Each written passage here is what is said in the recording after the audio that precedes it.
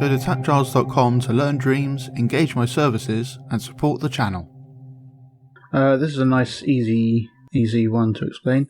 Speed-based damage demo. So look at that. So the number on the left is the health that the puppet has, and if I get hit by one of these rolling boulders, you can see it does quite a lot of damage, and more damage depending on like how fast they're going. But if they're like over here and going quite slow, then they do kind of less and less damage. Yeah, so that was less damage, but if I'm like right here, it does like half my health. And these ones over here are like not even rolling at all, and they don't do any damage, but they're the same object. So if these go really slow, they don't hurt me at all, which makes sense because the kind of damage, quote unquote, that you would take from a boulder rolling at you is because of the velocity it's going when it actually touches you. So when it's not going at a big velocity, you shouldn't really take any damage at all, and that's how this works. So let's make a boulder that's slightly misshapen so it doesn't keep rolling forever. And tint it grey, and then we want to put some logic on it, so I'll just surface snap a chip. And we'll have a health modifier. So health modifiers affect health managers when they're detected or collide or whatever. So by default, it's on impact mode, which means when this object collides with another object that has a health manager, it'll deal this amount of damage, or it will heal it for this amount of health. So yeah, if I just get the puppet now and show you what happens when I touch it, and that'll be movable. And I'll just display the health manager's value.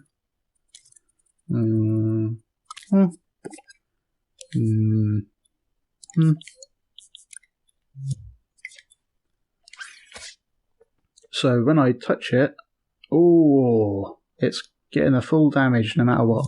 So we want to change how much damage it deals by depending on how fast it's moving. So if we get a movement sensor and just wire that velocity in and put it on X so that it multiplies it, I'll just go into test mode so we can see what the modifier is doing. It's kind of going up and down as it moves. So now if I touch it, it's doing damage, but a lot less because it's not moving very much. So if you want to kind of finesse that, first we can put it through a signal manipulator. Just wire it in there. And if I just put it up in the sky, there's a custom remapper mode. So in here, these are the input. This is the input range. This is the output range. So we can like squash it down or expand it out just by dragging these things. But also when we play, you can see a graph of it in real time, and you can click on learn input range, and it uses whatever input it's stored in this buffer to figure out the lowest and highest value, and then it just adjusts to that. So as it's rolling around,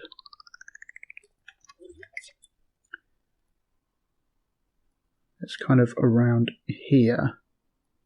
Let's make it a bit higher like that.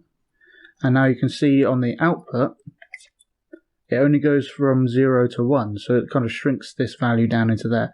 But also I want to click on, like if I put this way up here, you can see it's got values under here, which I don't want. I want it to just cap off.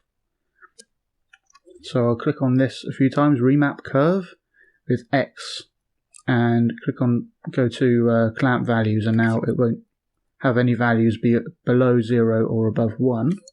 Now we'll just wire the output into here with the X mode. I used L1 and X to change these modes, by the way. And now it's high, and then when it's rolling around on the floor, it's at 0.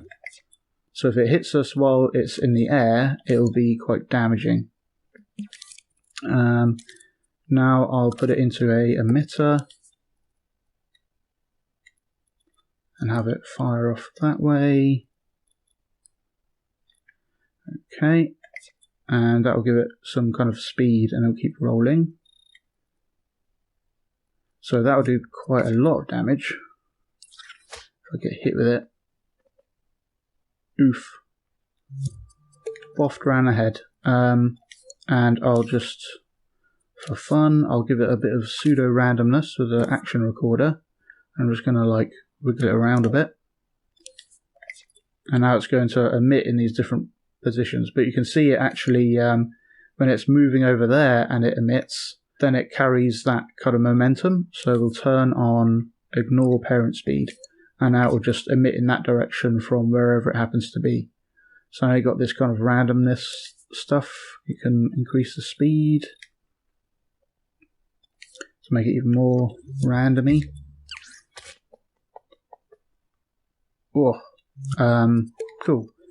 And we'll just have it a certain amount, and then we'll have a pile over here where it won't give it any speed. And we don't want it to be affected by this action recorder, so we'll press triangle on it to forget the recording. And those will just collect in a pile on the floor. And we can like push into them and it's all fine unless it actually falls on our head and then it's not fine. Much like a rock. And that's about it for that one. It has relative to object, so you can click on that and then click on the puppet, and now it's the velocity relative to how the puppet's moving. So I guess if I like run full tilt at a brick, it still hurts me now. But if I like creep up to it, then it doesn't. So I guess you could have that work for like, you have a wall, and if the player decides to run full tilt into a wall, then they get hurt. Something like that. Yeah, that was a good idea, Og. When you receive or a damage or health going upness, these actually output the value of that. So if I go and wire that into a displayer, it's like a pulse of the actual value that you lost during that frame. Yeah, so 27 it said.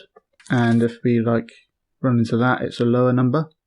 So you could use that to say how bad this damaged effect is. So I think actually for that, I'd probably omit this, which lets us kind of set its value while it's doing its thing. So I'll group that, and I'd have a looped wire, which means I can wire into that, and then when it's emitted, whatever value was being sent at the time will be stored. So if I put that into here and then made that in the scene, then you can wire the negative value into there and have it be emitted at the same time.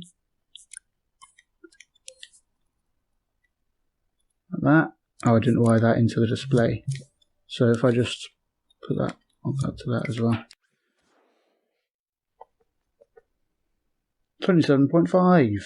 And if I run at these, 6.81. So you could use that to affect how heavily this effect happens. So if we're saying like 27 is the highest, then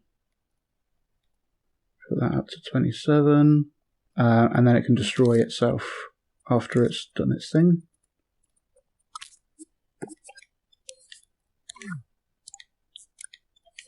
You could wire into the grade gadget, maybe.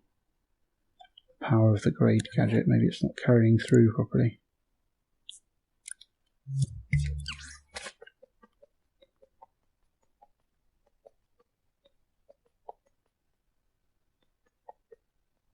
Yeah, that's a bit better. It works, yay! So yeah, exactly, you could do similar things to that for the actual puppet animating in response. Thanks for watching. I hope you learned something interesting. Go to patreon.com/TAPgiles to learn something new every day.